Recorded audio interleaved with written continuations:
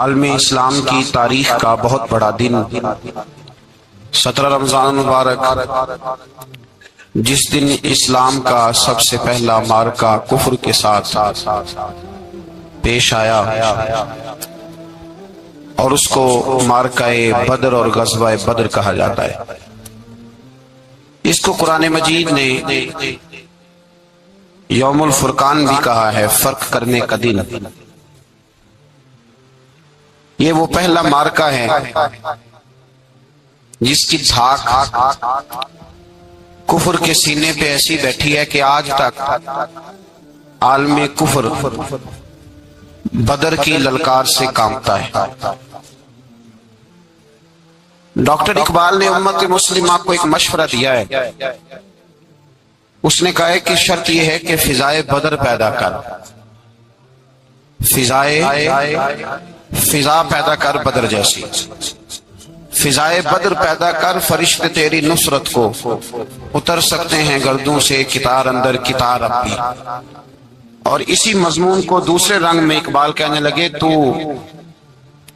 آج بھی ہو اگر ابراہیم کا ایمان پیدا، آگ کر سکتی ہے انداز گلستان پیدا۔ عالم اسلام کو یوم الفرقان، غزوہ بدر کی للکار یاد رکھنی چاہیے۔ ملت کے جوانوں کو بدر کا سبق اور بدر کا نصاب کبھی نہیں بھولنا چاہیے۔ ہمیں آج جو درس دیا جاتا ہے وہ درس فلسفہ ہے۔ جو پیغام کفر کے مقابلے میں ہمیں بتلایا جاتا ہے وہ پیغام ہے مصلحت کوشی کا، وقت گزاری کا۔ ابھی دیکھو غزوہ بدر کا پس منظر مسلمانوں کو یہ سبق دیتا ہے کہ جب فضا پیدا ہو جائے تو اللہ مدد کر دیا کرتا ہے۔ جب فضا پیدا ہو جائے تو پھر اللہ مدد فرماتا ہے۔ جب فضا پیدا ہو، جب مدد کی فضا ہی پیدا نہ ہو، قرآن مجید فرقان امیر سورہ آل عمران میں سے جو آیہ کریمہ میں نے تلاوت کی تو اس میں اللہ تعالیٰ نے بدر کا ذکر فرمایا ہے۔ فرمایا وَلَقَدْ نَصَرَكُمُ اللَّهُ بِبَدْرٍ وَأَنْتُمْ أَذِلَّةٌ، فرمایا تحقیق ہم نے بدر میں تمہاری مدد کی حالانکہ تم تو کمزور تھے۔ ہم نے بدر میں تمہاری مدد کی، تم تو کمزور تھے۔ میدان بدر کے اندر اللہ تبارک و تعالیٰ نے مدد فرمائی، نصرت فرمائی مسلمانوں کی، اور ایسی کامیابی دی کہ پورا کفر جو اس وقت موجود تھا وہ کانپنے لگا کہ مسلمانوں کے پاس اتنی قوت کہاں سے آ گئی، اتنی طاقت کے یہ کس طرح مالک ہوئے۔ بغور سمجھیے گا بات کو، ذرا تھوڑا سا پس منظر سمجھ لیں۔ 15 سال تک اعلان نبوت کے بعد نبی پاک صلی اللہ علیہ وسلم نے کسی جنگ کی، کسی لڑائی کی اجازت نہیں دی، کسی قسم کی منع فرمایا، بلکہ فرمایا لکم دینکم ولی دین، تمہارا اپنا دین ہے ہمارا اپنا دین ہے، منع کر دیا گیا۔ مسلمان ہجرت کر کے آ گئے مکہ سے مدینہ، لیکن یہاں بھی قریش مکہ اور کفار مکہ نے عالم اسلام کو، مسلمانوں کو، نبی پاک صلی اللہ علیہ وسلم کو سکون سے بیٹھنے نہیں دیا، پریشان کرتے رہتے تھے۔ اور اس پریشانیوں میں سے ایک بڑی پریشانی، جب تک آپ بات کے پس منظر کو نہیں سمجھیں گے آپ کو اصل مضمون سمجھ میں نہیں آئے گا۔ پریشان کرتے تھے مسلمانوں کو، مدینے آ کر پریشان کرتے۔ دنیا کا ایک مزاج ہے، جو آدمی اپنا دروازہ بند کر لیتا ہے لوگ اسے بزدل سمجھتے ہیں، حالانکہ بزدل اور صلح پسند میں فرق ہوتا ہے۔ بزدل اور ہوتا ہے، صلح پسند، کچھ لوگ صلح پسند ہوتے ہیں، لوگ انہیں بزدل کا طعنہ دیتے ہیں۔ تو جو آدمی دروازہ بند کر لیتا ہے نا، یا تھوڑا سا احتیاط کرتا ہے، تو لوگ سمجھتے ہیں کہ یہ بزدل ہے، کمزور ہے، میں نے ڈانٹا ہے تو بھاگ گیا ہے، حالانکہ ایسا نہیں ہوتا، وہ شخص صلح پسند ہوتا ہے۔ میرے رسول کریم سید عالم صلی اللہ علیہ وسلم کی ذات صلح پسند ہے۔ حضور علیہ السلام نے صلح کو اہمیت دی ہے، اور وَصُلْحُ خیر، صلح ہی بہتر ہے۔ انہی لفظوں کے ساتھ محبوب نے ہمیں تعلیم ارشاد فرمائی، صلح کو درجہ دیا ہے۔ تو 15 سال تک کوئی لڑائی نہیں لڑی۔ اب انہوں نے سمجھا شاید مسلمان بزدل ہیں، یہ تو تلوار ہی نہیں اٹھاتے، یہ تو شاید جانتے ہی نہیں اس فن کو، ان کو تو خبر ہی نہیں۔ یہ کیا کرتے کہ مسلمانوں کو مدینے آ کے تنگ کرتے، گھر تک آ جاتے۔ مکے کے قریش مدینے کے قریب آ کے مسلمانوں کو لوٹ کے لے جاتے۔ کئی دفعہ ایسا ہوا کہ انہوں نے آ کر کے یہاں سے بکریاں، اونٹ اور کئی اور چیزیں چوری کر کے لے گئے، تو مسلمان پریشان رہنے لگے۔ اللہ پاک نے طاقت دے دی، قوت دے دی مسلمانوں کو۔ حضرت عمر فاروق جیسے لوگ کلمہ پڑھ گئے، حضرت امیر حمزہ جیسے لوگ آ گئے، حضرت ابو عبیدہ بن جراح جیسے لوگ آ گئے، حضرت سیدنا سعد بن ابی وقاص جیسے دلیر اللہ نے عالم اسلام کو عطا فرمایا۔ قوت آ گئی۔ حربد المومنین علی القتال، محبوب اختیار کرے مومنوں کو لڑائی کے لیے۔ ایک قافلہ آ رہا تھا، ابو سفیان مال لے کے ایک سفر پہ نکلا ہوا تھا، اس میں قریش کے سارے لوگوں کا مال تھا۔ اس زمانے میں بھی پارٹنر بن کے کاروبار ہوتا تھا، سارے مکے والے ایک بندے کوئی مال دے کے بھیج دیتے تھے، میرا بھی بیچ آنا، میرا بھی بیچ آنا۔ وہ سال کے بعد ایک ہی جاتا تھا، سارے جا کے۔ عرب کے جاہل معاشرے کے اندر بھی دھوکہ کرنا اور جھوٹ بولنا عیب سمجھا جاتا تھا، لوگ کسی کے پیسے پر نظر نہیں رکھتے۔ یہاں معاذ اللہ لوگ کلمہ پڑھ کے اس بات کا خیال نہیں رکھتے کہ مال کس کا ہے اور ہم کس طرح سے اسے استعمال کرنا ہے۔ تو ابو سفیان سب کا مال لے کے نکلے۔ جب یہ مدینے کے واپس آ رہے تھے نا، شام سے ہجرت کر کے مدینے کے پاس سے گزرنے لگے، تو اللہ کے رسول سید عالم علیہ السلام نے مسلمانوں سے کہا کہ چلو ہم بھی ان کا ایک قافلہ روک لیں، انہیں احساس دلائیں کہ تم ہمارے ساتھ زیادتی کرتے ہو تو بازو میں ہمارے بھی قوت ہے۔ اس ارادے کے ساتھ حضور نکلے۔ ابو سفیان بڑے تیز آدمی تھے، کسی نے خبر کر دی کہ وہ تو آ رہے ہیں تیرا قافلہ روکنے کے لیے۔ اب حضور سید عالم جب چلے مدینہ منورہ سے تو 313 لوگ حضور کے ساتھ تھے۔ کتنے جی؟ بولیے 313۔ تحقیق یہ ہے کہ 312 تھے۔ حضرت عثمان غنی کو شامل کیا گیا بدریوں میں، لیکن حضور انہیں چھوڑ گئے تھے، اس لیے کہ ان کی زوجہ اور نبی پاک کی پیاری صاحبزادی بڑی علیل تھی۔ فرمایا تو میری بیٹی کے لیے رہ جا۔ تو 313 لوگ حضور لے کے نکلے، 6 زرہیں، 8 تلواریں، چند گھوڑے۔ خود رسول پاک صلی اللہ علیہ وسلم جس گھوڑے پہ تھے، گھوڑا ایک تھا، سواریاں 3 تھی۔ حضرت مولا علی بھی تھے، جناب زید بھی تھے، نبی پاک بھی تھے۔ فرمایا کبھی تو بیٹھے گا، کبھی علی بیٹھیں گے، کبھی زید بیٹھیں گے، کبھی میں بیٹھوں گا۔ جب حضور کی پیدل چلنے کی باری آتی تو حضرت زید عرض کرتے حضور نہیں آپ بیٹھ جائیں میں پیدل چلتا ہوں۔ حضرت علی کہتے حضور آپ بیٹھ جائیں میں پیدل چلتا ہوں۔ تو حضور فرماتے تمہیں ثواب کی زیادہ ضرورت ہے، مجھے بھی تو ضرورت ہے نا۔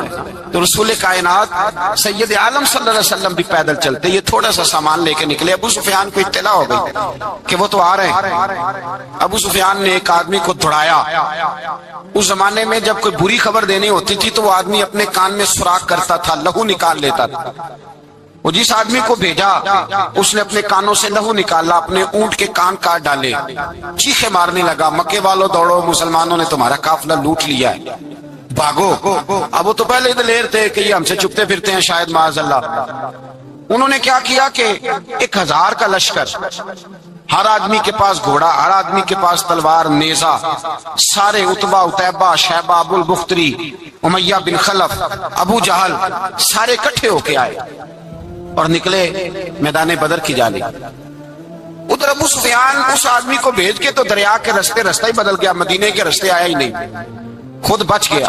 اور جب بچ کے نکلا نا، اس نے ایک آدمی بھیجا کہ قافلہ محفوظ ہو گیا ہے، تم لوگ فکر نہ کرو۔ اس نے جا کے پیغام دیا ابو جہل کو کہ ابو سفیان کہتا ہے میں بچ گیا ہوں، مجھے کوئی خطرہ نہیں، اب تم لوگ کسی قسم کی تکلیف نہ کرو، تکلف نہ کرو، واپس چلے جاؤ۔ ابو جہل کہنے لگا نہیں اب تو ہم واپس نہیں جائیں گے، اب تو ہم ان کا کچھ کر کے جائیں گے۔ سمجھ آ رہی ہے میری باتوں؟ پس منظر سمجھ میں آ رہا ہے؟ اب نہیں واپس جانا، نکلے ہیں تو کچھ کریں گے۔ اب جب میدان کے اندر آنے کے لیے تیاری ہو رہی ہے، ادھر سے پتہ چل گیا، نبی پاک صلی اللہ علیہ وسلم کو اطلاع ہوئی کہ ابو سفیان تو اپنا لشکر بچا کے، قافلہ بچا کے لے گئے ہیں، لیکن قریش بضد ہیں آنے کے لیے۔ نبی پاک صلی اللہ علیہ وسلم نے ایک جگہ پہ تمام مسلمانوں کو جمع کیا۔ یہ بات قابل غور ہے۔ حضور نے فرمایا بھی 1000 کا لشکر اسلحے سے لیس ہو کے آ رہا ہے، تم 313 ہو، تمہارا ارادہ کیا ہے؟ نہ تمہارے پاس زرہیں ہیں، نہ تلواریں ہیں، نہ تمہارے پاس نیزہ ہے، نہ تیر ہے، کیا کرنا ہے؟ صحابہ کرام علیہم رضوان فرماتے ہیں جب نبی پاک صلی اللہ تعالی علیہ وسلم نے مشورہ لیا نا تو سب سے پہلے جو شخصیت اٹھی وہ حضرت ابوبکر صدیق کی ذات تھی۔ جناب صدیق اکبر اٹھے عرض کرنے لگے محبوبہ بات ہی کوئی نہیں، آپ حکم کریں، ہم تو بڑی دیر سے تیار بیٹھے۔ حضرت عمر کہنے لگے حضور میں تو تھک گیا ہوں انتظار کر کر کے۔ اور شیر خدا مولا کائنات علی المرتضیٰ رضی اللہ تعالیٰ عنہ کہنے لگے محبوبہ زنگ لگ گیا میری تلوار کو، زنگ لگ گیا، کوئی موقع ملے دیواریں ہلتی رہتی ہیں اور در کانپ جاتا ہے، علی کا نام سن کے اب بھی خیبر کانپ جاتا ہے۔ فرمایا حضور زنگ لگ گیا، مہربانی کریں جلدی کریں، ہم تو تیار بیٹھے۔ حضور نے پھر توجہ کی، نبی پاک صلی اللہ تعالی علیہ وسلم نے پھر توجہ کی، تو یہ تو سارے وہ بول رہے ہیں جو میرے ساتھ مکے سے آئے ہوئے ہیں، مدینے والے بھی تو بولے نا۔ تو مدینے والوں میں سے حضرت مقداد اٹھے، حضرت مقداد رضی اللہ تعالیٰ عنہ، اور اٹھ کے عرض کرنے لگے یا رسول اللہ آپ کا اشارہ ہماری جانب ہے؟ حضور نے فرمایا ہاں تمہاری جانب ہے۔ تو کیا خوبصورت جواب ہے، اور کیا انداز تکلم ہے، اور کیا گفتگو بے حسن ہے، اور کیا پس منظر ہے، اور کیا دلیل ہے، اور کیا تاریخ کا مطالعہ ہے۔ حضرت مقداد کہنے لگے یا رسول اللہ ہم کوئی حضرت موسیٰ علیہ السلام کی قوم نہیں کہ آپ سے کہیں گے آپ لڑے یا آپ کا خدا لڑے۔ یا رسول اللہ ہم خشکیوں میں بھی لڑیں گے، دریاؤں میں بھی لڑیں گے، ہم خشکیوں دشت تو دشت ہیں، صحرا بھی نہ چھوڑے ہم نے، اور بحر ظلمات میں دوڑا دیے گھوڑے ہم نے۔ کہا حضور ہم وہ نہیں ہیں کہ جو آپ سے کہیں گے آپ لڑیں اور آپ کا خدا لڑے، ہم تو تیار ہیں، آپ جلدی کریں۔ پھر حضرت سعد اٹھے، سعد بن عبادہ رضی اللہ تعالیٰ عنہ اٹھے اور کیا خوبصورت عرض کیا، کہا یا رسول اللہ کس سے لڑنا ہے؟ حضور بولیے ذرا یا رسول اللہ۔ حضور نے فرمایا قریش مکہ سے۔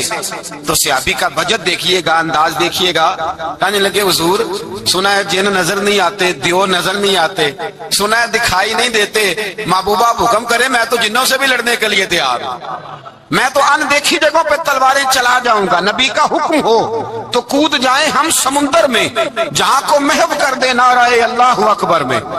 یا رسول اللہ حکم کریں کس سے لڑنا ہے؟ میرے نبی پاک خوش ہو گئے، حضور خوش ہوئے، چہرے پہ مسکراہٹ دوڑی، فرمایا تم پر کوئی غلبہ پا ہی نہیں سکتا۔ فرمایا چلو آپ اٹھو چلیں، نہ تلواریں ہیں، نہ گھوڑے ہیں، نہ کوئی شے ہے، نہ پاس اسلحہ ہے، نہ کوئی بظاہر طاقت ہے۔ حضور اٹھے تو ایک ننھا مجاہد حضرت سعد بن ابی وقاص کے چھوٹے بھائی عمیر بن ابی وقاص، قد چھوٹا۔ حضور نے فرمایا سعد چلے عمیر رہ جائے، سعد چلے اور عمیر یہ چھوٹے ہیں۔ حضرت سعد کہتے ہیں میری عمر ابھی اس وقت تھوڑی تھی، میں 16-17 سال کا جوان تھا، تو بھائی اس سے بھی چھوٹے تھے، فرمایا تو رہ جا۔ اللہ اکبر۔ تو کہتے ہیں دیکھو عمر دیکھو، اور منانے کا انداز کیا ہے، جا رہے ہیں جہاد کے لیے، تو بچہ رو نہیں پڑتا گھر میں۔ حضرت عمیر رونے لگے، کہنے لگے نہیں میں نے بھی جانا ہے۔ رونا کہاں جانا ہے بھائی؟ کوئی کھیلنے جا رہے ہیں، کوئی کھیلنے جا رہے ہیں، سیر کو جا رہے ہیں، کوئی جو ہے وہ کسی تفریح کے لیے نکل رہے ہیں، نہیں میں نے بھی جانا ہے۔ حضور نے فرمایا بیٹے تلواروں کی چھاؤں میں جا رہے ہیں، وہاں گرجدار آوازیں ہوں گی، وہاں سینے کٹیں گے، گردنوں پہ ضرب لگے گی۔ حضرت عمیر بن ابی وقاص نے نا اپنی ایڑیاں اٹھا لی، پنجوں کے بل کھڑے ہو گئے، کہنے لگے سونیا میں گردن کٹانے کو تیار ہوں۔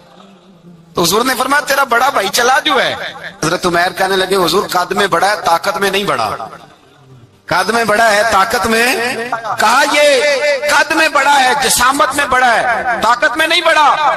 حضور نے فرمایا کیسے پتا چلے گا؟ کہا حضور کشتی کرا لیں، کشتی کرا لیں۔ چشمے فلک نے عجیب نظارے دیکھے، محبوبہ کشتی کرا لیں۔ حضور نے فرمایا کرو کشتی، کرا لیتے ہیں، کرو کشتی۔ کشتی شروع ہوئی، سبحان اللہ کیسی عجیب اور منفرد کشتی ہے۔ حضرت سعد بن ابی وقاص رضی اللہ تعالیٰ عنہ کہتے ہیں میرا بھائی پہلوان کشتی سے پہلے گلے ملتے ہیں نا، کہتے ہیں گلے ملنے آئے تو حضرت عمیر میرے کان میں کہنے لگے تیرا تو نمبر لگ ہی گیا ہے، اور محبوب جسے قبول کر لے پھر اسے درگزر، اسے رد نہیں کرتے، تیرا تو لگ گیا ہے، تو یار چل تھوڑی دیر کے لیے گر جا بھائی، جو ہوا چل تھوڑی دیر کے لیے گر جا، میں بھی سلیکٹ ہو جاؤں گا، تیرا کیا بگڑے گا؟ قربان جائیں۔ امام زرقانی کہتے ہیں نبی پاک کی آنکھوں میں آنسو آ گئے، حضور نے بات سنی تو رو پڑے، فرمایا ہم پر بھی کوئی غلبہ پا سکتا ہے؟ جس قوم کے 14 سال کے بچے لڑنے کو تیار ہوں انہیں کوئی گرا سکتا ہے؟ تو فضائے بدر پیدا کر، فرشتے تیری نصرت کو اتر سکتے ہیں گردوں سے، کتار اندر کتار۔ اب بھی تھوڑی دیر کے لیے بھائی آپس میں لڑے، گتھم گتھا ہوئے، پھر بڑا گر گیا، چھوٹا پشت سینے پہ سوار ہو گیا۔ میرے رسول پاک نے فرمایا چلو بھائی تمہارا دونوں کا جانا ہی مقبول ہو گیا ہے۔ چلو یہ انداز تھا۔ نہتے 313 بشر شوق شہادت میں، نہتے اس کو کہتے ہیں جس کے پاس اسلحہ نہ ہو۔ نہتے 313 بشر شوق شہادت میں نکل آئے تھے میدان میں محمد کی قیادت میں، نہ تیگ و تیر پہ تکیا، نہ خنجر پر نہ بھالے پر، بھروسہ ہے تو ایک سادی سی کالی کملی والے پر، بھروسہ ہے تو ایک سادی سی کالی، زیادہ مہنگی بھی نہیں، سادی سی کالی کملی والے پر، بھروسہ ہے تو ایک سادی سی کالی کملی والے پر۔ میرے مصطفیٰ کریم علیہ السلام کا لشکر میدان کی جانب، ادھر کفار جوش و خروش سے طے پایا رستے میں۔ ابو جہل نے کہا کہ روز ایک سردار اونٹ ذبح کرے گا، گانے گانے والی عورتیں گانے گائیں گی، بدر کی فضا دیکھ لیں، گانے والی گانے گائیں گی، روز ایک اونٹ ذبح ہوگا، شراب کے دور چلیں گے معاذ اللہ، اور مسلمانوں کے خلاف جوش پیدا کیا جائے گا۔ ادھر کھانے کے لیے شے کوئی نہیں، کوئی طاقت نہیں، تو یہاں کیا ہوگا؟ میرے حبیب نے فرمایا راتوں کو سجدے کریں گے، دن کو اٹھ کے اللہ اکبر کے نعرے لگائیں گے۔ یہاں عبادتیں ہیں، ریاضتیں۔ میرے رسول کریم سید عالم صلی اللہ تعالی علیہ وآلہ وسلم سے پہلے کفار پہنچ گئے، انہوں نے پہنچ کر بدر کے میدان میں قبضہ کیا، جہاں کنویں تھے سب پہ قبضہ کر لیا، جو زمین خشک تھی ریتلی تھی وہ چھوڑ دی، اور جو زمین ہموار تھی اس پہ قبضہ کر لیا۔ جب نبی پاک صلی اللہ علیہ وسلم تشریف لے کر کے گئے تو ریتلی زمین تپتی ہوئے صحرا، 17 رمضان کا دن، صحابہ نے روزے رکھے ہوئے، روزے رکھے ہوئے صحابہ نے کیا کیا ہوا ہے؟ کیا کرنے گئے ہیں؟ پکی گل لے، کوئی بولے تھوڑے ہو نا، میں کہ شاید کوئی شک ہوئے، کیا کرنے گئے تھے؟ روزہ رکھ کے۔ اللہ خیر ہی کرے، ہمارے یہاں تو روز نیا بہانا آتا ہے، کہتے میں کام تے جانا، میرا تو نہیں نہ بنتا، روز نیا بہانا ہے، کہتے نہیں میں تو مزدور آدمی ہوں۔ کس طرح کی بات کرتے ہو؟ اللہ نے فرض کیا ہے تو اس کا مطلب ہے کہ گزارا ہو سکتا ہے، چل سکتا ہے، تبھی تو فرض کیا ہے۔ حضور نے فرمایا روزے کھول دو بھائی، پر کون کھولے؟ کوئی نہیں تیار۔ اب اللہ کے رسول نے خود گھوڑے کے اوپر بیٹھ کر کھجور کھائی دوپہر کے وقت، جب حضور نے کھولا تو تب سب نے کھولا۔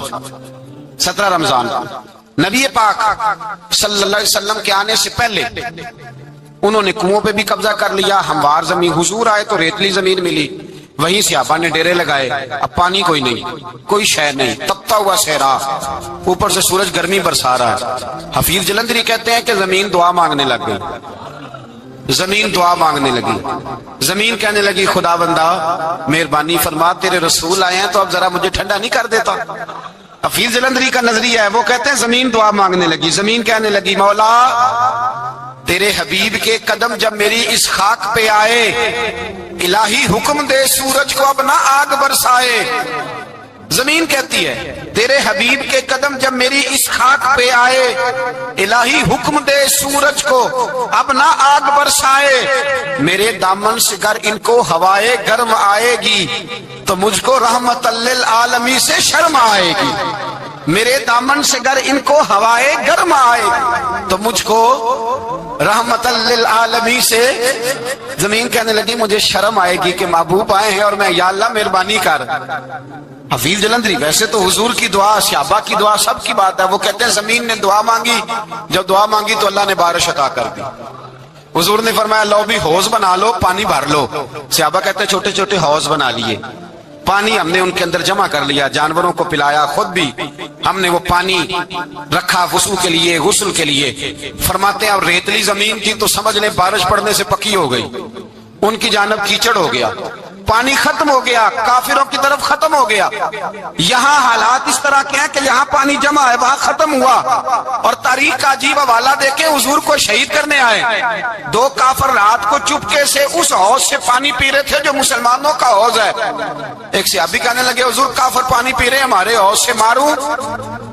حضور نے فرمایا نہیں، کافر ہوئے تو کیا ہوا، مخلوق تو ہے نا اللہ کی، پینے دو پینے دو، ہمارے دروازہ رحمت سے کوئی خالی جا سکتا؟ ایسا